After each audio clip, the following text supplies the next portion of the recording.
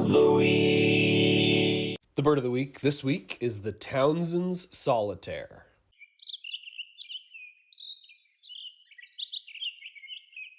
This slender gray songbird has a long tail, a small round head, a white eye ring, and a short bill. Young birds are darker and scaly looking. They have white outer tail feathers that are especially visible in flight.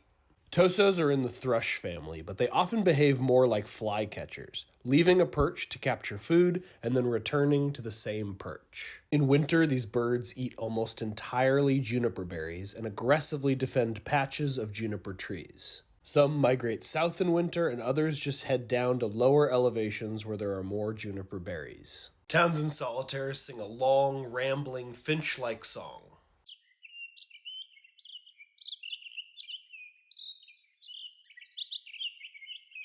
And their most common call is a high, clear, ringing note on repeat.